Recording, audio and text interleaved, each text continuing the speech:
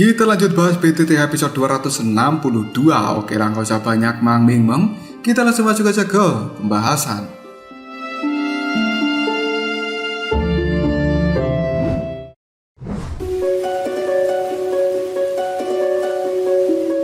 Xiaoyan mulai mendapatkan sebuah pemahaman tentang betapa menakutkannya tubuh dari petir emas 9 misterius. Segala sesuatu yang diperlukan untuk meningkatkan kekuatan seseorang juga telah membawa sebuah resiko. Jika resiko tinggi yang terlibat, maka hadiah besar juga secara alami akan dia dapatkan. Bahkan jika Xiaoyan tidak menggunakan petir emas 9 misterius ini untuk menerobos ke bintang 6 dari tahap Doseng, namun dia, jika memiliki benda ini, maka akan menjadi satu senjata yang lain. Dan hal seperti itu bisa dipergunakan oleh Xiaoyan untuk bertarung melawan seorang Doseng bintang ke-7. Godaan seperti ini telah datang dari dalam hati Xiaoyan, dan dia sekarang telah berdebar dengan kencang ketika memikirkan hal tersebut. Meskipun kekuatan Xiaoyan telah mencapai tingkat puncak di seluruh benua Doki, namun lawan-lawan yang dia temui juga bukanlah makhluk biasa. Memiliki kartu traf lain di tangannya, maka sama saja memiliki satu penyelamat. Xiaoyan menarik kegembiraan di dalam hatinya, yang kemudian dia mengatakan, ini benar-benar kasus mencari harta dari sebuah bahaya.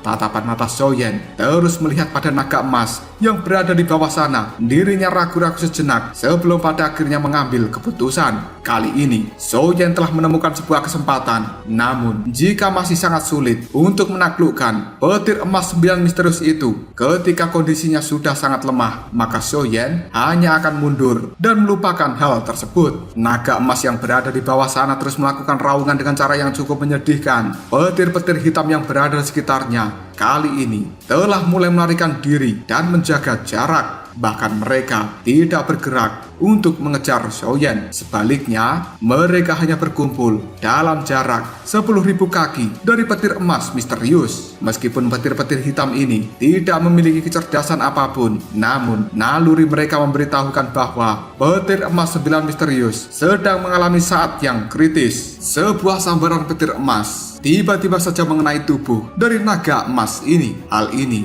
telah membuatnya langsung meraung dengan cara yang sangat menyedihkan. Bahkan di dalam tatapan mata dari naga emas itu telah menunjukkan rasa sakit yang luar biasa. Xiaoyan ketika menyaksikan adegan seperti ini hanya bisa mengerutkan keningnya. Tidak terduga bahwa petir emas 9 misterius harus menanggung rasa sakit yang luar biasa ketika dia sedang melakukan pembentukan roh. Namun, jika dirinya mampu bertahan di dalam rasa sakit seperti ini, kemungkinan di masa depan nanti dia akan menjadi eksistensi yang cukup menakutkan. Sebuah aura spiritual ini telah muncul dalam tatapan mata dari naga emas tersebut. Sementara ledakan-ledakan di dalam tubuhnya telah menjadi cukup intens. Bahkan hal tersebut telah bergema di seluruh tempat ini yang membuat Xiaoyan sedikit ketakutan. Pada akhirnya, aura spiritualitas di dalam mata naga itu sekarang telah tersebar. Xiaoyan ketika mengamati hal seperti ini hanya bisa mengatakan, sungguh reaksi yang menakutkan. Tidak heran pohon purba bodhisattva tidak mampu membentuk rohnya sendiri. Jika dia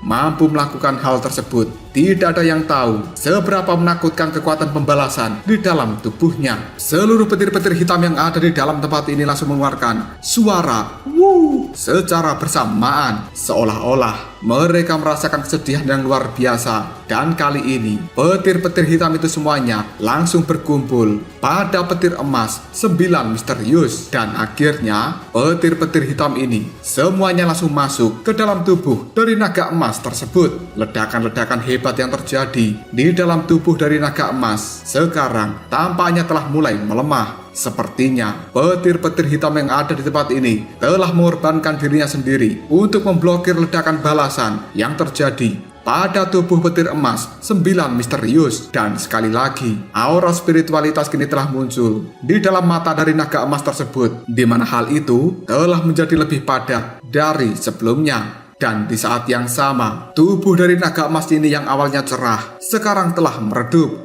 Kekuatan pembalasan di dalam tubuhnya telah benar-benar menyebabkan naga emas ini menjadi lebih lemah. Selanjutnya, naga emas itu mengeluarkan suara raungan yang cukup menyedihkan. Sementara banyak petir hitam kali ini telah bergerak untuk masuk ke dalam tubuh dari naga emas tersebut. Mereka tanpa rasa takut telah mengorbankan dirinya sendiri. Hal ini sekali lagi membuat aura spiritual dalam tatapan mata naga menjadi lebih padat lagi. Ledakan-ledakan yang terjadi di dalam tubuh dari naga emas ini juga telah menjadi semakin tidak terkendali. Riak pemusnahan sekarang telah menyebar darinya, yang bahkan membuat Soyen menyaksikan hal seperti ini dari jarak yang cukup jauh, merasa ketakutan. Soyen pada akhirnya mengatakan, sepertinya naga emas ini akan benar-benar menemui kegagalan. Hal itu hanya membuat Soyen menggelengkan kepalanya tanpa daya karena ledakan pembalasan yang dilepaskan oleh tubuh naga emas di dalam tubuhnya sekarang telah melonjak berkali-kali lipat. Meskipun banyak petir hitam telah mengorbankan dirinya untuk menahan ledakan-ledakan seperti ini,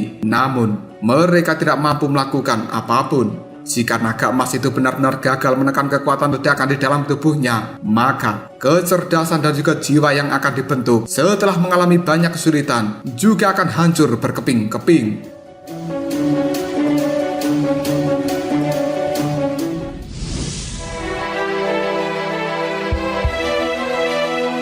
Memikirkan hal seperti itu saja hanya membuat Soyen menggelengkan kepalanya, dan dia bisa dengan jelas membayangkan akhir seperti apa yang akan dialami oleh naga emas itu. Petir emas 9 misterius yang telah terbentuk dalam jangka waktu yang cukup lama adalah sesuatu yang luar biasa, namun sangat disayangkan karena dia gagal membentuk sebuah roh. Surga mungkin memang telah memberkatinya dengan kekuatan yang besar, tapi mereka juga telah mengambil hak-hak yang lain seperti kecerdasan dan juga jiwa itu sendiri. Akhirnya, petir emas 9 misterius yang tubuhnya tampak redup sekarang telah mengeluarkan ledakan-ledakan di dalam tubuhnya, dan itu membuat tubuh dari naga emas ini menjadi lebih ilusi. Dia tidak lagi memiliki kemampuan untuk bisa menahan serangan balik yang menakutkan di dalam tubuhnya. Petir-petir hitam yang ada di sekitarnya telah berhenti untuk masuk ke dalam tubuh dari naga emas tersebut. Mereka hanya bisa berkumpul di sekitar naga emas sambil mengeluarkan suara-suara seperti rengekan dan dipenuhi dengan kesedihan yang luar biasa. Menyaksikan pemandangan seperti ini hanya membuat Soyen tanpa daya mengatakan, sungguh sangat disayangkan, sang naga sepertinya telah gagal. Soyen pada akhirnya menggerakkan tubuhnya dan dia kali ini mengatakan formasi spiritual yang dibentuk oleh naga emas ini benar-benar gagal. Sekarang Soyen telah muncul di dekat dari naga emas dan dia melihat naga emas ini dalam jarak yang cukup dekat. Naga itu menatap Soyen yang berada di hadapannya dengan tatapan mata yang cukup redup dan dia tidak melancarkan serangan apapun. Namun detik berikutnya ada suara rengekan yang kembali didengar oleh Soyen, dan ini berasal dari petir-petir hitam yang ada di sekitarnya. Petir-petir hitam ini tidak rela jika Soyen akan mencelakai naga emas tersebut. Mereka semuanya bergerak menuju Soyen untuk melakukan serangan. Namun Soyi segera muncul di bahu dari Soyen. Dia juga langsung memancarkan cahaya merah muda. Hal ini telah membuat petir-petir hitam dalam sekejap saja langsung berhenti. Tampaknya mereka ketakutan ketika melihat seorang Soyi. Tubuh dari Soyen yang telah melayang di hadapan dari naga emas. Dia saat ini mengatakan, berikan aku kekuatanmu dan aku akan membantumu membentuk sebuah roh. Mendengar ucapan dari Soyen itu membuat tatapan dari mata naga yang tadinya redup sekarang langsung menunjukkan sebuah fluktuasi. Tangan dari Soyen segera menekan pada dahi dari naga tersebut. Kemudian dia mengatakan, kekuatan yang besar merupakan hambatan terbesar untuk pembentukan roh di dalam dirimu. Setelah mengatakan hal tersebut, api yang berwarna merah muda sekarang telah dikeluarkan di ujung jari dari Soyen. Dia segera menarik sesuatu dari dalam dahi naga emas tersebut, dan kali ini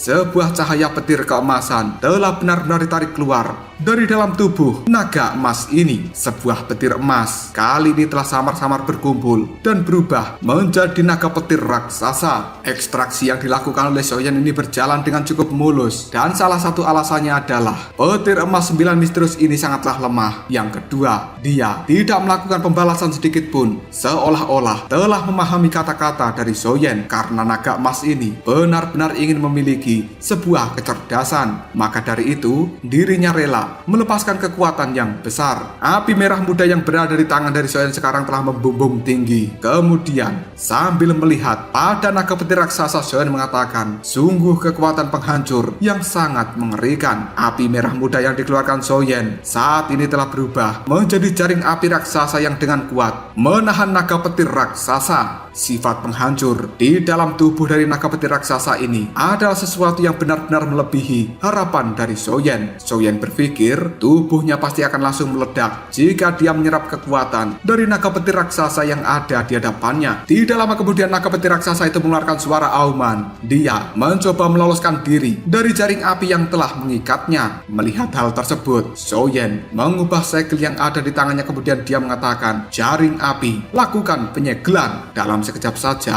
jaring api itu pun mulai menyusut, yang akhirnya mengubah naga petir raksasa yang ada di langit kali ini menjadi naga petir mini yang kemudian dimasukkan ke dalam tubuh Xiaoyi. Kekuatan penghancur seperti ini adalah sesuatu yang hanya bisa ditanggung oleh seorang Xiaoyi. Setelah menyelesaikan hal seperti ini, Xiaoyan akhirnya merasakan lega di dalam hatinya. Tatapan mata Xiaoyan kali ini kembali melihat pada naga emas yang ada di hadapannya. Karena kekuatannya telah diekstraksi, tubuh dari naga emas ini sekarang juga telah menyusut dan hanya sebesar 100 kaki saja. Tangan dari Xiaoyan dengan lembut mengusap dahi dari naga emas, dan kali ini Xiaoyan membentuk sebuah segel. Aura spiritual yang berada di sekeliling dari naga emas itu dengan cepat langsung berkumpul, dan ini berubah menjadi benih spiritual yang secara perlahan kembali dimasukkan oleh Xiaoyan ke dalam tubuh dari naga emas tersebut. Kali ini naga emas yang merupakan petir emas 9 misterius, kekuatannya hanya setara dengan seseorang yang berada di tahap Dosun. Namun Xiaoyan segera tersenyum ketika dia bisa melihat lonjakan spiritual di dalam tatapan mata naga, yang pada akhirnya naga ini kemungkinan besar akan berhasil membentuk kecerdasannya.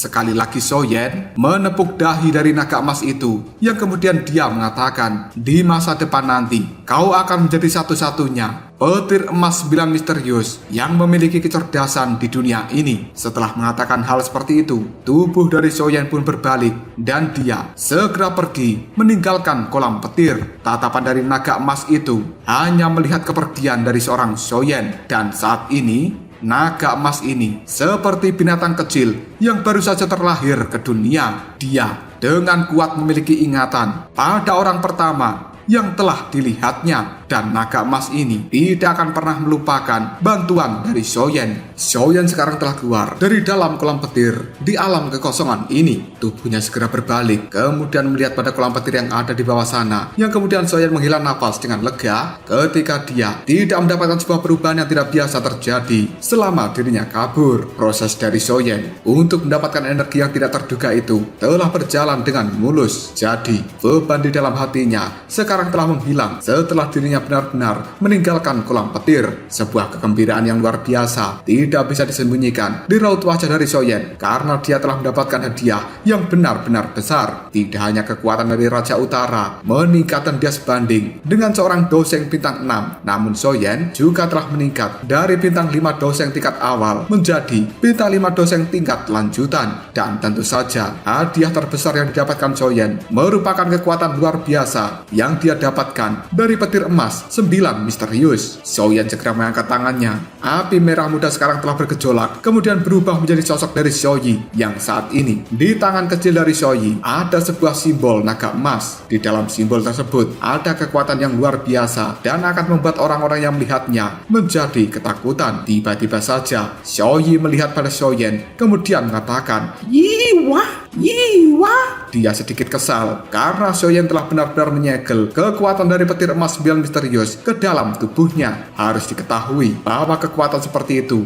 bahkan Xiaoyi akan kesulitan untuk memurnikannya, dan jika kekuatan seperti ini tidak bisa dijinakkan kemudian secara paksa akan dimurnikan, maka seseorang yang ceroboh kemungkinan tubuhnya hanya akan meledak, dan pada saat itu orang ini akan benar-benar menderita akhir yang tidak bagus. Melihat ketidaksenangan dari seorang Xiaoyi membuat Xiaoyan hanya tertawa, kemudian dia mengatakan, "Hehehe, kau tenang saja, semuanya akan baik-baik saja." Dia menggosok kepala dari Xiaoyi sambil menghiburnya. Setelah itu Xiaoyan memeriksa simbol naga emas yang berada di tangan Xiaoyi. Meskipun Xiaoyan mengetahui bahwa di dalam simbol naga ini mengandung energi yang benar-benar kuat, namun seolah-olah Xiaoyan tidak tahu apa yang harus dia lakukan dengan simbol naga ini. Energi yang berada di dalamnya berisi kekuatan penghancur yang luar biasa. Bahkan seseorang yang berada di bintang 7 Daoseng tidak akan berani menyerapnya. Xiaoyan merenung sejenak, lalu dia mengatakan, sangat sulit untuk memperbaiki benda ini, bahkan dengan mengandalkan api teratai pemurni iblis yang berada di dalam tubuh Xiaoyi. Sepertinya aku hanya bisa sementara menempatkannya di dalam tubuh Xiaoyi dan menggunakan api teratai pemurni iblis untuk terus-menerus dan juga sedikit demi sedikit memperbaiki hal itu. Aku tidak percaya bahwa aku tidak bisa melakukan apapun pada segel naga emas ini. Xiaoyan melambaikan tangannya, dan dalam sekejap saja Xiaoyi kembali masuk ke dalam tubuh Xiaoyan. Selanjutnya, Xiaoyan kembali mengeluarkan sayap tulang giok di punggungnya sambil mengatakan, "Aku sudah pergi terlalu lama. Jika begitu, aku harus segera kembali menuju Pulau Naga." Sayap tulang giok yang berada di punggung dari Xiaoyan langsung mengepak. Dia dengan cepat menuju Pulau Naga, tempat Xian berada. Pada saat Xiaoyan kembali ke Pulau Naga, kali ini pulau itu benar-benar terlihat baru. Banyak pegunungan telah berada di dalam pulau tersebut, dan kadang-kadang beberapa orang dari suku naga Void kuno yang sangat besar akan berterbangan di awan dari atas pulau ini. Raungan-raungan naga juga bergema di sekitar Pulau Naga. Kali ini 4 pulau naga besar semuanya telah bersatu, dan suku naga Void kuno yang tadinya terpecah juga telah kembali menjadi seutuhnya. Sosok dari Xiaoyan berdiri di langit. Dia kemudian mengeluarkan persepsi spiritual untuk menyapu seluruh pulau naga yang ada di bawahnya. Hal tersebut segera membuat Xiaoyan mengangkat alisnya karena dia menyadari dan juga menemukan ada hampir 10 orang yang berada di tahap Daoseng kini telah tinggal di Pulau Naga tersebut, dan kekuatan seperti ini tidak lebih lemah jika dibandingkan dengan aliansi rumah langit milik Xiaoyan. Menyadari hal tersebut, Xiaoyan pun menganggukkan kepalanya, yang kemudian dia mengatakan memang layak menjadi suku naga Void kuno meskipun belum memulihkan kekuatan puncaknya, namun kekuatan mereka tidak bisa diremehkan. Tampaknya sesuatu yang telah menyebutkan bahwa suku naga Void kuno akan bisa bersaing melawan klan kuno seperti klan Gu dan juga klan Hun ketika pada kondisi puncak bukanlah omong kosong. Semua orang yang berada di dalam suku naga Void kuno saat ini telah tunduk di hadapan dari Xian, dan dengan mengandalkan barisan seperti itu, kemungkinan besar tidak ada yang bisa menantang dari posisi suku naga Void kuno di dalam dunia binatang ajaib. Bahkan jika itu dilakukan oleh suku Penik Iblis Surgawi,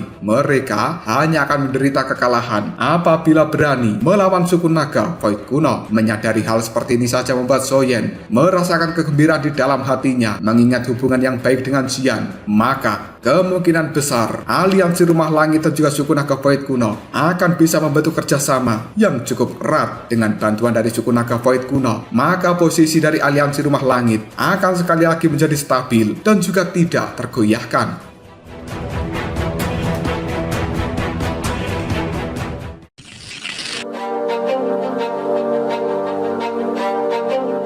Para penjaga dari Pulau Naga ini sekarang telah melakukan patroli di langit. Mereka mengepakkan sayap-sayap naga yang berada di punggungnya. Sementara Xiaoyan ketika melihat pemandangan seperti ini hanya bisa mengaguminya. Para penjaga yang melakukan patroli ini juga telah melihat keberadaan dari Xiaoyan yang sejak tadi berdiri di langit. Mereka pada akhirnya memberikan rasa hormat yang tinggi ketika melihat Xiaoyan. Hal ini membuat orang-orang dari suku naga Void kuno itu langsung membungkuk dari kejauhan. Tindakan penghormatan kehormatan seperti ini hanya membuat Soyen tersenyum dan juga menganggukkan kepalanya. Tubuh dari Soyen kemudian melakukan pergerakan dan dia bergegas turun menuju Pulau Naga yang ada di bawah sana. Hanya dalam waktu yang cukup singkat, sekarang Soyen telah muncul di sebuah halaman yang luas. Cailin dan juga Xian yang berada di halaman tersebut ketika melihat kemunculan dari Soyen, mereka buru-buru berteriak, "Soyen, akhirnya kau datang juga." Soyen hanya melihat pada Xian. Sambil tertawa dia berkata, "Hanya dalam waktu kurang dari 2 bulan, Pulau Naga Void ini sudah benar-benar mengalami perubahan yang sangat drastis. Tampaknya kau, Kaisar Naga, memiliki beberapa keterampilan untuk menjadi seorang pemimpin." Xian hanya memonyongkan mulutnya. Kemudian dia mengatakan, "Cih, kau telah benar-benar menghilang selama kurun waktu 2 bulan ini. Jika kau masih belum kembali, maka kita hanya akan mengirimkan orang-orang untuk mencarimu ke dalam kolam petir, karena kau telah membuat kita semuanya menjadi cukup khawatir." Cailin yang berada di samping Xian kemudian mengatakan, "Soyen, apakah sebenarnya kekuatanmu telah sekali lagi mendapatkan peningkatan?" Soyen hanya tersenyum menanggapi ucapan dari Cailin itu.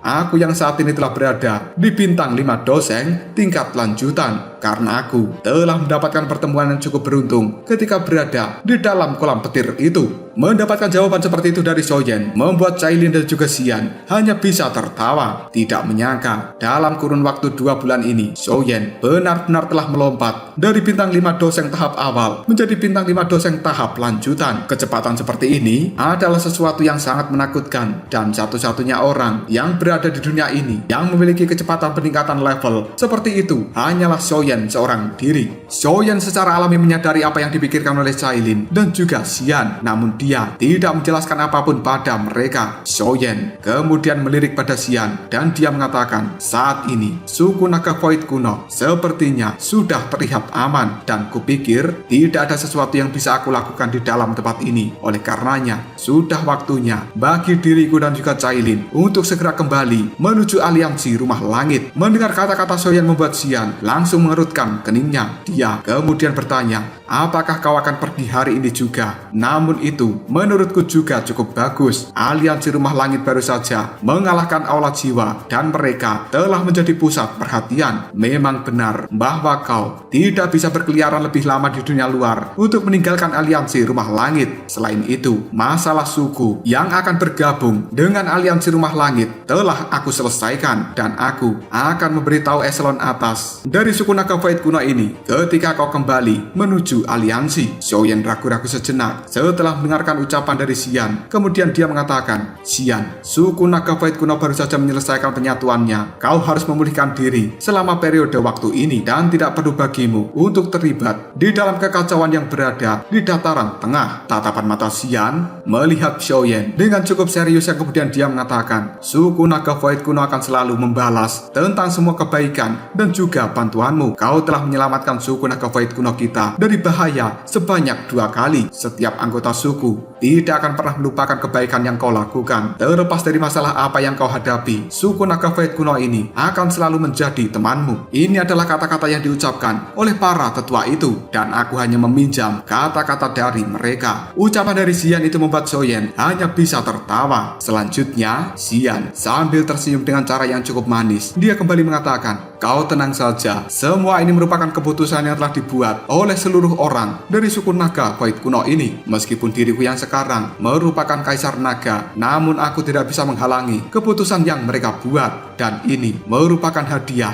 yang telah diberikan oleh suku Naga Void kuno kepada dirimu sebagai teman." Soyen hanya bisa menganggukkan kepalanya ketika mendengarkan ucapan dari Xian, dan mulai hari ini telah resmi suku Naga Void kuno menjadi rekan ataupun sekutu dari aliansi Rumah Langit. Soyen sambil melihat pada Xian, dia pun mengatakan, "Bantu aku mengucapkan terima kasih pada para tetua, dan aku pasti akan kembali lagi ke Pulau Naga Void kuno ini di masa depan nanti jika diriku punya waktu." Setelah mengatakan hal tersebut, Soyen melambaikan tangan tangannya dan membentuk sebuah lubang hitam. Xian hanya tersenyum, kemudian dia mengatakan, "Baiklah, kau bisa mengirimkan seseorang menuju Pulau Naga Void kuno ini jika kau membutuhkan bantuan kita, dan suku Naga Void kuno akan selalu melakukan yang terbaik untuk bisa membantumu." Xian hanya tersenyum sambil menganggukkan kepalanya. Dirinya tidak berkata apapun lagi yang kemudian melangkah untuk memasuki lubang hitam yang ada di hadapannya. Hal itu segera disusul oleh Cailin yang langsung mengikuti Xian. Hanya dalam waktu yang cukup singkat, lubang hitam itu langsung menghilang dari dalam tempat ini. Sementara Xian hanya bisa melihat kepergian dari Xian dan juga Cailin. Xian telah merasakan sebuah perubahan yang benar-benar besar begitu dia kembali ke aliansi Rumah Langit. Selama beberapa Xian pergi, reputasi dari aliansi Rumah Langit saat ini terus meningkat. Namun mereka masih tetap menjaga profil rendah hati. Meskipun sudah mengalahkan Aulat Jiwa, mereka tidak bertindak sombong karena tahu di belakang Aulat Jiwa masih ada klan Hun yang lebih mengerikan.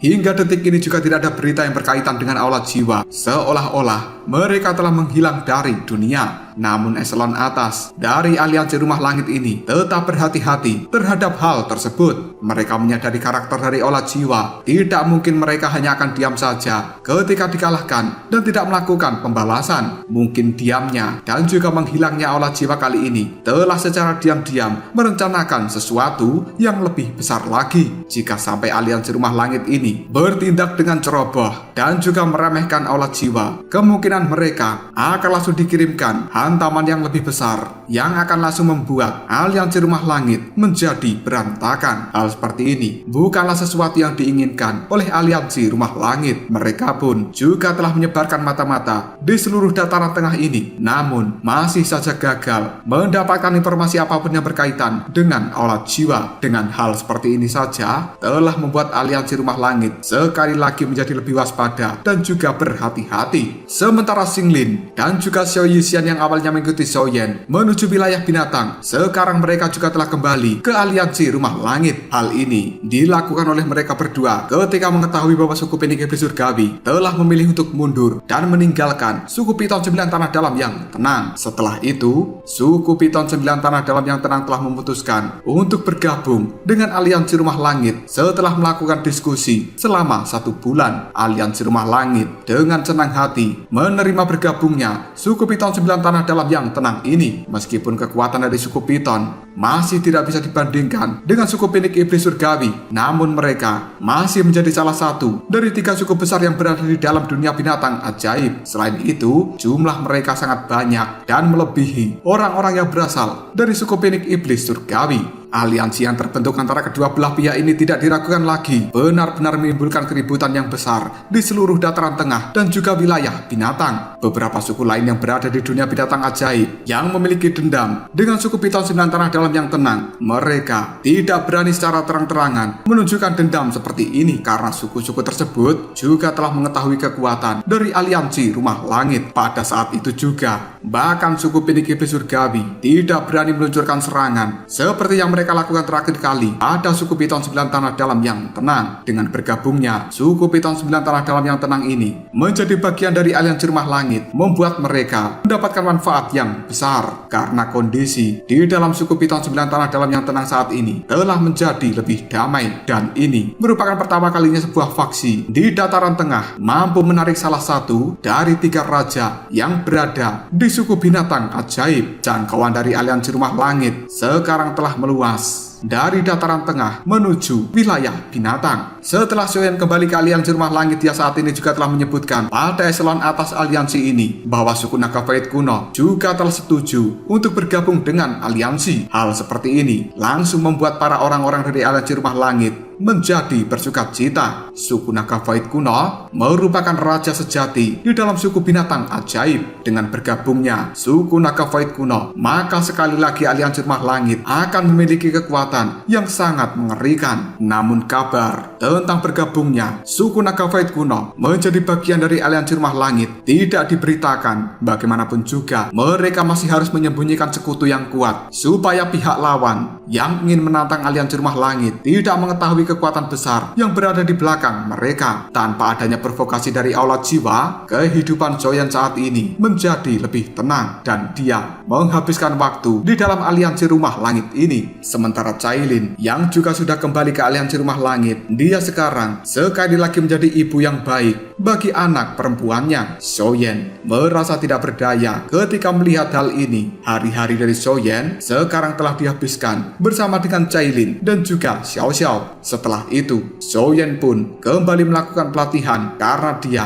masih harus menyelesaikan satu masalah, yaitu energi besar yang telah diberikan oleh petir emas 9 misterius di dalam tubuh Xiaoyi. Zoyan benar-benar mendambakan kekuatan ini, namun dia tidak berani menyerapnya secara ceroboh. Oleh karenanya, yang dilakukan oleh Zoyan hanyalah memahami kekuatan seperti itu siang dan malam. Pada akhirnya, Zoyan telah mendapatkan sebuah pemahaman yang kali ini secara hati-hati dan juga sedikit demi sedikit kekuatan dari petir emas 9 misterius yang berada di dalam tubuh Xiaoyi telah diubah menjadi manik-manik petir emas yang seukuran kepalan tangan. Hal ini telah terbentuk ketika Xiaoyi membakarnya menggunakan api teratai pemurni iblis. Saat ini, manik-manik petir emas itu telah melayang di tangan kanan dari Xiaoyi, dan terlepas dari metode apa yang dikeluarkan Zoyan maupun Xiaoyi, mereka masih tidak mampu memurnikan hal tersebut. Zoyan merasa tidak berdaya ketika dia menghadapi situasi seperti ini. Yang bisa dia lakukan hanyalah menyerah dan membuat manik-manik petir emas itu kembali masuk ke dalam tubuh Xiaoyi. Setelah gagal melakukan apapun pada manik-manik petir emas itu, Zoyan menghabiskan banyak waktunya dengan menerima misi dari Yalau. Dia menjadi pemimpin dari para ahli yang melakukan pengecekan pada aula-aula cabang dari aula jiwa yang telah ditemukan.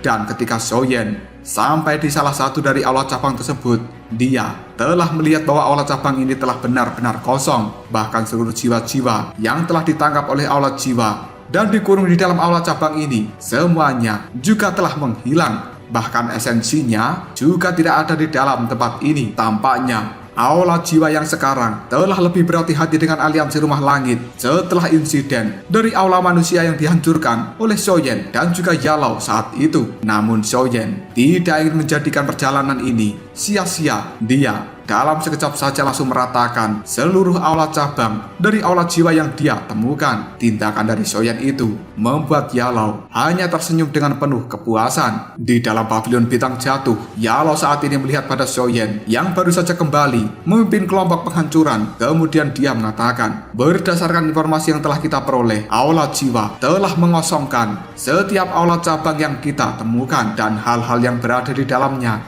juga telah dihapus. Namun hal yang membuatku bingung adalah kenapa aula jiwa tidak melakukan pembalasan, bahkan setelah banyak aula cabang dari mereka dihancurkan oleh aliansi rumah langit kita. Zoyan hanya menganggukkan kepalanya ketika dia mendengar ucapan dari gurunya. Namun Zoyan tidak memberikan komentar apapun. Sementara Yalau kembali mengatakan, aku telah mengirimkan seseorang menuju wilayah binatang untuk meminta bantuan dari suku Piton 9 Tanah Dalam yang tenang melakukan penyelidikan tentang masalah ini. Mereka itu memiliki jumlah yang sangat besar dan akan lebih mudah untuk menyelidiki berbagai hal di dalam tempat itu jika dibandingkan dengan kita. Aku curiga ada rencana tersembunyi yang telah dilakukan oleh aula jiwa ini. Zoyan hanya mengerutkan keningnya. Kemudian dia mengatakan, pasti ada sebuah alasan tertentu karena sesuatu seperti ini benar-benar tidak normal. Aula jiwa, aku ingin tahu sebenarnya apa yang telah mereka rencanakan. Yalau sambil menggelengkan kepalanya pun menjawab, tidak ada gunanya terlibat di dalam tebak-tebakan secara acak seperti ini. Kita harus menunggu hasil akhirnya ketika sudah selesai melakukan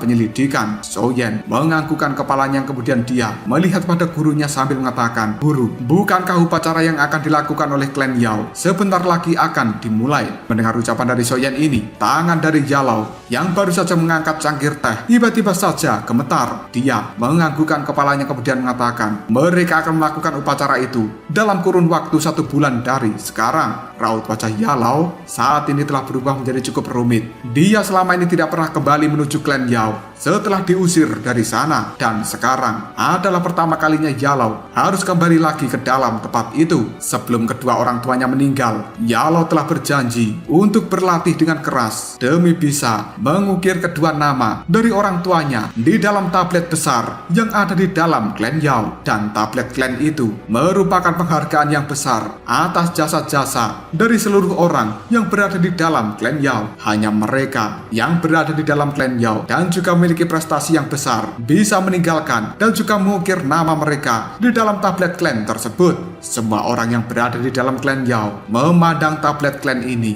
sebagai tujuan hidup mereka. Yalau selama ini telah menjelajahi seluruh benua sendirian. Meskipun dia telah mendapatkan prestasi yang luar biasa, namun dirinya mengerti tidak akan mudah untuk bisa memenuhi janji terhadap kedua orang tuanya setelah dia kembali ke dalam klan Yao. Beberapa orang di dalam klan Yao pasti akan melakukan sesuatu untuk menghentikan perbuatan dari Yalau. Sambil memandangi gurunya yang raut wajahnya berubah cukup rumit, Zhou Yan pun tersenyum. Kemudian dia mengatakan, "Guru, kau bisa melakukan sesuka hatimu dengan tablet klan tersebut. Sementara yang lainnya, serahkan saja pada muridmu ini." Ucapan dari Zhou Yan itu langsung membuat Yalau terlihat cukup gembira. Murid yang telah secara pribadi diajari, yang dulu berasal dari seorang sampah, sekarang menjadi seseorang yang seperti titisan dewa. Benar-benar membuat Yalau merasa cukup bangga memiliki murid seperti Zhou Yan. Dirinya dengan mata yang berbinar dan juga tersenyum, Yalau mengatakan, "Bocah kecil, kau benar-benar keras kepala dan mirip dengan diriku di masa lalu." Mendengar ucapan dari Yalau itu membuat Zhou Yan hanya tersenyum. Dia mengetahui bahwa orang-orang di dalam klan Yao itu berspesialisasi dalam hal alkemis. Mereka merupakan orang-orang yang luar biasa, dan Zhou Yan benar-benar penasaran untuk menguji coba seluar biasa mana kekuatan orang-orang di dalam klan Yao ini.